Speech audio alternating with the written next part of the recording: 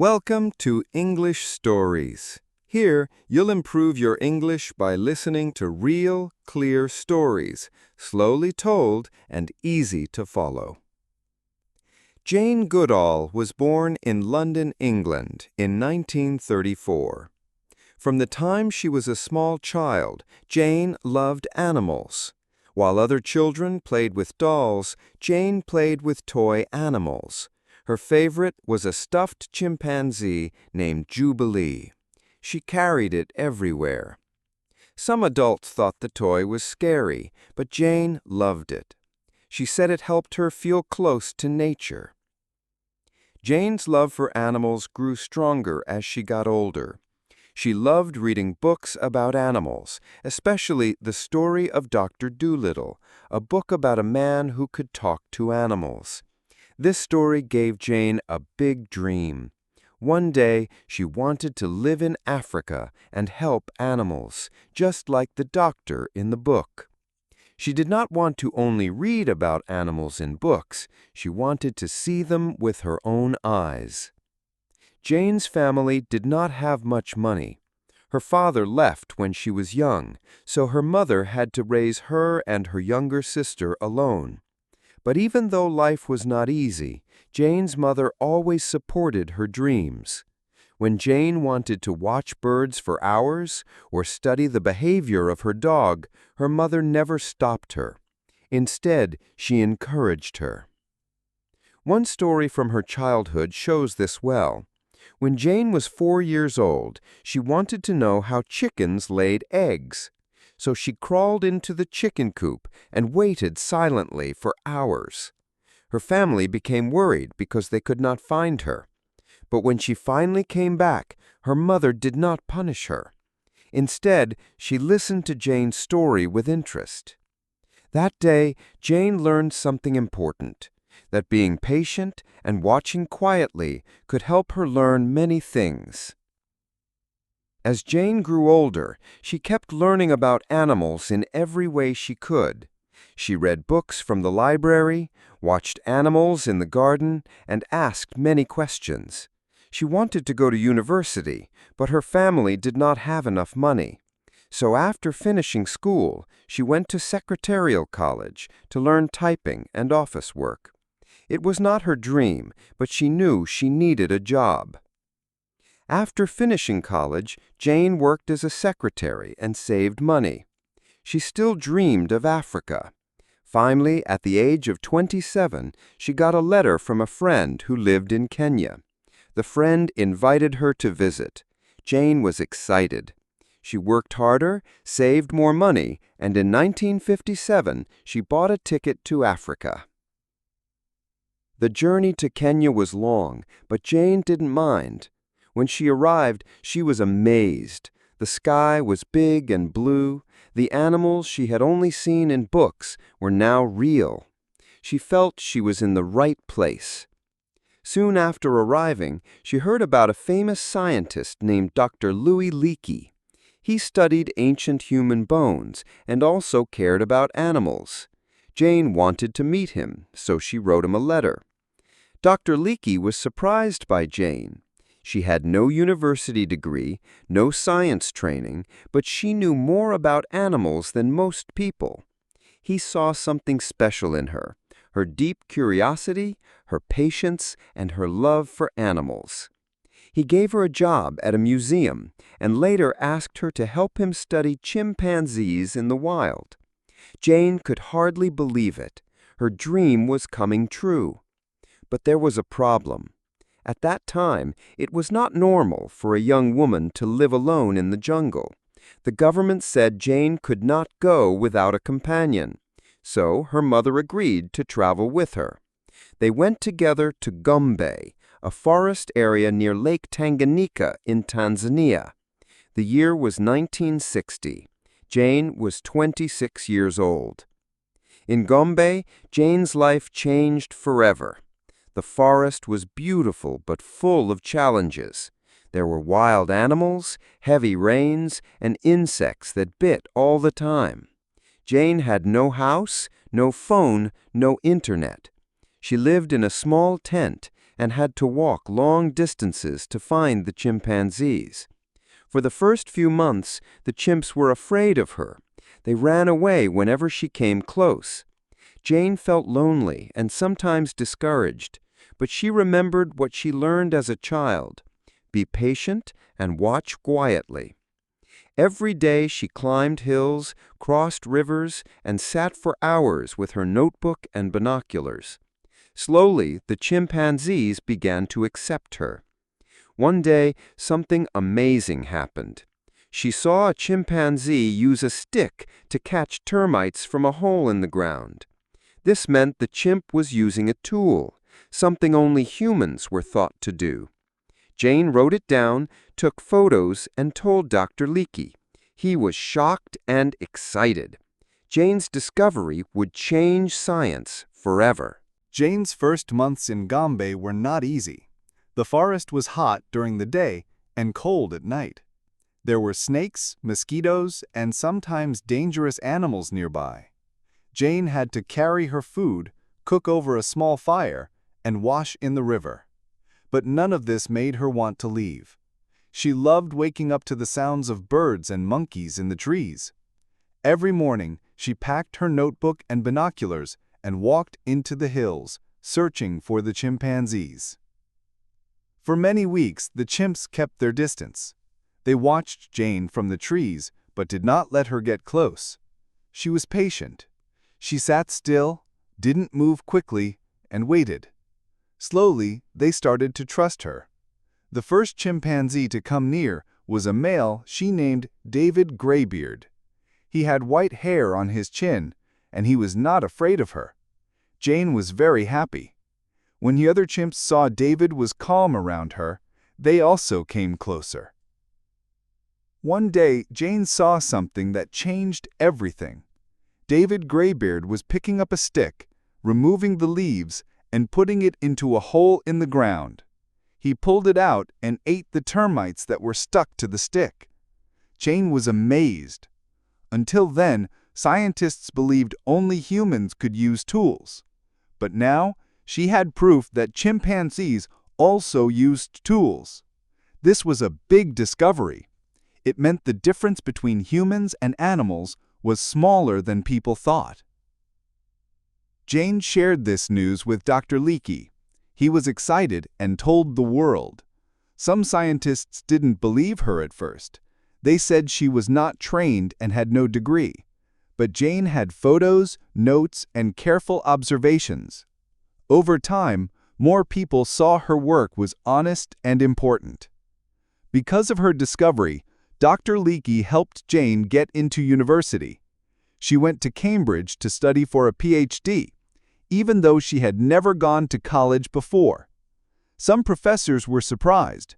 They thought she should have done things the normal way. But Jane was different. She had learned from real life, not just from books. While at Cambridge, Jane learned how to write papers and speak at conferences, but she never changed her style. She still used names for the chimpanzees instead of numbers. She believed each animal had a personality, a family, and feelings. Some scientists said this was not scientific, but Jane believed in respect. She said, "You cannot study an animal deeply without caring for it." After finishing her degree, Jane returned to Gombe. She built a small research center and trained other people to observe the chimpanzees. Her mother had returned home, so now Jane worked alone with her team. Over the years, she saw the chimps laugh, cry, fight, share, and even hug each other. She learned that they have strong family bonds. Mothers take care of their babies for many years. Older brothers protect younger siblings. Some chimps were kind, while others were aggressive. They were not so different from humans. Jane also saw sad things. She saw chimpanzees getting sick or injured. She saw them fight over food or territory. One time, she watched a group of chimps attack another group. It shocked her. She realized chimpanzees could be violent, just like people. This helped her understand that human behavior also came from deep roots in nature. As Jane spent more time with the chimps, she saw how forests were changing.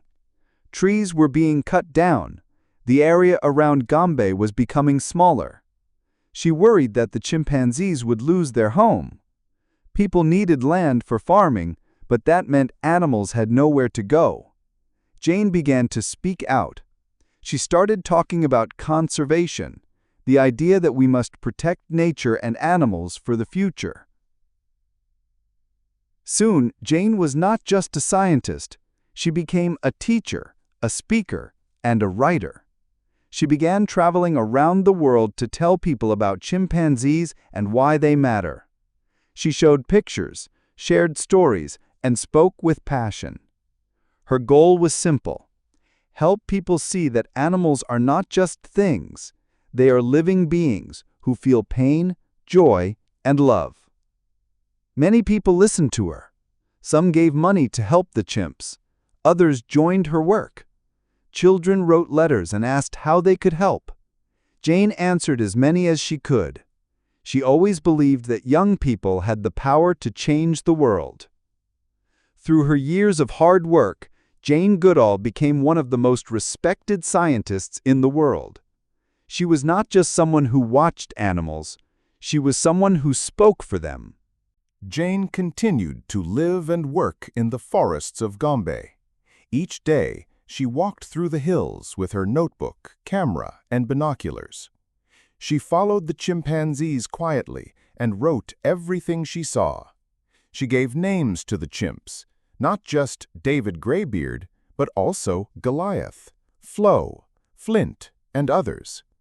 Each one had a unique personality. Jane could tell when they were happy, sad, or angry just by watching their faces and actions. One of the chimpanzees that Jane studied closely was a female named Flo. Flo was a strong and caring mother. Jane watched her raise several babies, including a son named Flint. Flo was patient and gentle. Flint followed her everywhere.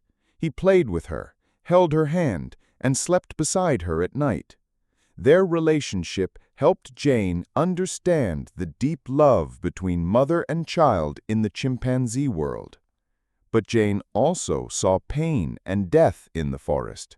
When Flo grew old and weak, Flint stayed by her side. After she died, Flint became very sad. He stopped eating and did not play with the others. A few weeks later, he also died. Jane believed it was from a broken heart. She wrote about Flint's story and shared it with the world. It showed that chimpanzees had strong emotions, just like people. Jane's work became famous. Her discoveries were in books, magazines, and on television. She showed people that animals are not machines. They feel, they learn, and they care for one another. Some people were surprised, but many believed her. Jane's careful notes and honest storytelling helped people see animals in a new way. Still, not everyone agreed with her. Some scientists thought she was too emotional. They said she spent too much time with the chimps and got too close. They believed scientists should not become friends with their subjects. But Jane disagreed. She believed love and science could go together. She always said, "Only if we understand will we care. Only if we care will we help." Her work began to change how science was done. In the past, scientists often stayed far away from animals. They used numbers and cold facts. Jane showed that watching, feeling, and respecting animals could teach us more. Many young scientists followed her example. They learned that science could be both smart and kind. As Jane's fame grew, she began speaking in schools, universities, and public events. She told stories about her life in the forest. She talked about the beauty of nature, the importance of chimpanzees, and the need to protect forests.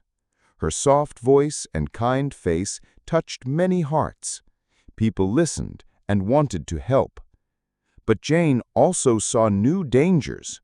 More trees were being cut down. Chimps were being hunted or taken for pets. Roads and farms were taking over the wild places. Jane knew she could not stay in the forest forever. She had to travel and speak to protect the animals she loved. It was a hard decision, but she believed it was the right one. She started to spend less time in Gombe and more time traveling. She flew from city to city, country to country, always carrying her message. She spoke to leaders, students, teachers, and children. She said, "We must all help. Every little action counts." Her talks were simple but powerful. Jane also worked with other scientists to protect the chimpanzees. They created maps of forests, studied how many chimps were left, and built programs to stop hunting. Jane believed that people and animals could live together in peace if we learned to listen, care, and share the earth. One important part of Jane's message was hope. She believed that even small actions could make a big difference. Planting a tree, recycling, helping a lost animal, or learning about nature, all these things mattered. She often said, "What you do makes a difference. You have to decide what kind of difference you want to make." In her work, Jane always included young people. She said they had energy, ideas, and open hearts. She believed the next generation could build a better world. This belief would later grow into a special program, but at this time it was just a dream in her heart. Jane's life was changing. She had gone from a young girl watching birds in her garden to a world-famous scientist. She had faced danger, loneliness, and criticism, but she never gave up. She stayed true to her dream. She followed her heart and listened to the voices of the forest. Now the world was beginning to listen to her. Jane spent more and more time speaking to people around the world. She visited schools, gave talks at universities, and met with scientists and world leaders. Her message stayed the same: chimpanzees matter, forests matter, and every living thing is connected. She spoke in a quiet, calm voice, but her words were powerful. People listened to her because she spoke from the heart. As she traveled, Jane saw the problems animals and people were facing. Forests were still being destroyed. Chimps were losing their homes. In some places, children didn't have enough food or clean water. Jane understood something important. To protect animals, we must also help people. If families are hungry, they will cut trees to farm. If children don't go to school, they won't learn to care for nature. Jane wanted to find a way to help both people and animals. She returned to Tanzania and started a program called Tekere. This project worked with local villages near Gombe. It helped people grow food in better ways, use clean water, and send their children to school. In return, the communities helped protect the forests. Jane believed in working together. She always said, "When people live better lives, they can protect the world around them." The program was a success and became a model for others. Jane also wrote books about her life and her work. She wanted to reach as many people as possible. Some of her books were for adults, others for children. She shared stories about the chimpanzees, how they played, solved problems, and loved their families. Her books helped people feel close to animals, even if they lived far away. In the 1990s, Jane started something new, a program just for young people. She called it Roots and Shoots. The idea came from her belief in the power of youth. She said that young people can be like roots that grow underground and shoots that reach for the sky. A small plant may look weak, but over time, it can break through stone. Roots and Shoots encourage students to do small projects in their schools or communities. These projects could help animals, people, or the environment. Some students planted trees, others cleaned rivers, helped animals, or taught others about kindness. Jane visited many of these groups and listened to their ideas. She gave them hope and showed them they were not too young to make a difference. As the program grew, more and more students joined. Soon there were groups in over 100 countries. Jane traveled to many of them. She spent time with the students, answered their questions, and encouraged them to keep going. She told them, "Every single one of us makes an impact every day. The question is, what kind of impact will you make?"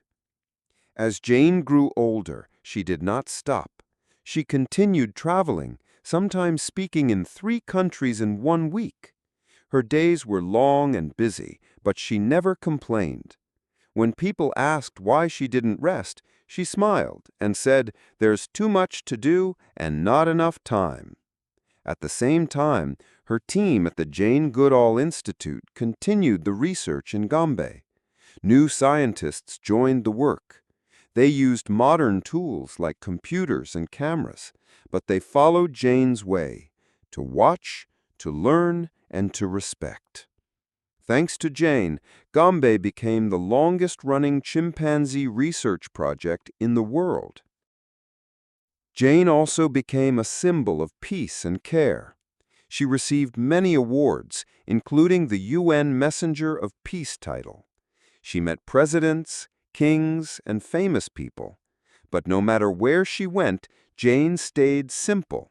She wore plain clothes and carried her small stuffed chimpanzee named Mr. H. She said he reminded her to never forget the importance of love and imagination.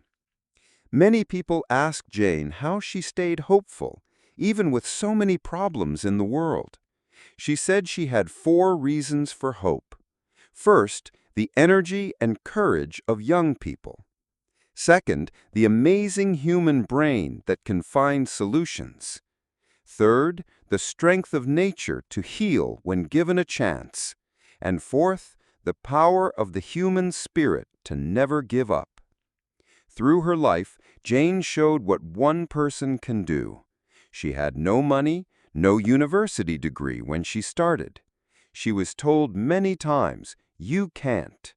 But she did not listen. She followed her dream, worked hard, and never gave up. She lived in the forest, listened to the chimpanzees, and then shared their voice with the world. Jane always said that every person matters. No matter how small, no matter how young, we all have something to give. She reminded people that we are part of nature, not separate from it. And if we care, we can create a better world, not just for animals, but for all living things. Jane was now known all over the world. People called her a hero, a scientist, and a protector of animals. But Jane did not think of herself in that way. She believed she was just a girl who followed her dream and worked hard. She still remembered sitting under the trees in her garden as a child, watching the birds and insects. That feeling of wonder never left her, even as she grew older. By the time Jane was in her 80s, she had visited over 60 countries, spoken to millions of people, and helped change the way we think about animals and nature. But she never stopped working. Even when she was tired, she kept traveling, speaking, and sharing her message. "Every day is a chance to make a difference," she would say. One thing that never changed was Jane's deep connection with the chimpanzees of Gombe. Even though she no longer lived in the forest, she still visited when she could. She would sit quietly and watch the chimpanzees, just like she did so many years ago. Some of the young chimps she had watched were now old. Their children and grandchildren played in the trees. Jane felt proud that her work had helped protect them. At the research center, new scientists continued her work. They used her old notebooks, photos, and videos to learn more. Thanks to Jane's early work, they knew the names and stories of many chimpanzees across several generations. The center also worked with local people to keep the forest safe and teach children about conservation. Jane also continued her work with the Roots and Shoots program. It had grown into a global movement with young people in nearly every country. These young leaders were planting trees, helping animals, solving problems in their communities, and giving hope to others. Jane believed that the next generation would build a better world. She often told them, "The future is in your hands."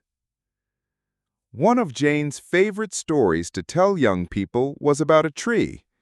She said, "When I was young, I thought a single tree was just one plant. But later, I learned that under the ground, trees connect through their roots. They share food, send warnings, and help each other. People can be like that too, stronger when we work together." She spoke about climate change, the loss of wild animals, and the need to change how we live. She asked people to think before they buy, eat, or throw something away. She believed that if each person made small, wise choices, the world would become better. Even when the COVID-19 pandemic stopped travel, Jane found new ways to connect. She gave talks online, made videos, and sent messages from her home. She reminded people that the virus showed how connected we are. She said, "This is a time to learn, a time to care, a time to act." Jane's life showed that one person can make a big difference. She never forgot her dream as a little girl to go to Africa and live with animals. She believed in herself when others didn't. She worked hard, stayed kind, and listened deeply. Her story teaches us that we should follow our hearts, respect all life, and never stop learning. In one of her last interviews, Jane was asked what she hoped people would remember. She said, "I hope they remember that I tried. I tried to help animals. I tried to help people, and I never gave up." Jane Goodall is still alive today, still working, still speaking, and still inspiring millions. Her life is a story of courage, love, and hope. A story that reminds us that we all belong to the same world, and we all have a role to play in protecting it. Now that you've listened to Jane Goodall's story, let's remember the key vocabulary and sentence structures from each part. Vocabulary highlights: support, to help or stand by someone; patient, able to wait calmly without getting angry; curious, wanting to learn or know more; trust, to believe that someone is safe and will not hurt you; tool, an object used to do something, like a stick for catching insects; respect, a feeling of care or honor for someone or something; emotion, a strong feeling like happiness or sadness; famous, known by many people; protect, to keep someone or something safe; community, a group of people living together in one place; project, a plan or activity to reach a goal; encourage, to give support, hope, or confidence to someone; generation, all of the people or animals born and living at about the same time; movement, a group of people working together to reach a goal; courage, the ability to do something that is difficult or scary; These words help us describe people who care about nature, help others, and stay strong through challenges. Grammar focus. She wanted to, but. Example, she wanted to go to university, but her family did not have enough money. She believed that, even though. Example, she believed that animals had feelings, even though some scientists disagreed. Only if, will. Example, only if we understand will we care. Only if we care will we help. If, then. Example, if families are hungry, then they will cut trees to farm. She never, even when. Example, she never gave up even when things were hard. These sentence patterns help you talk about decisions, beliefs, cause and effect, and strong actions in the past. Discussion question. What is one small thing you can do to help animals, people, or the environment in your community?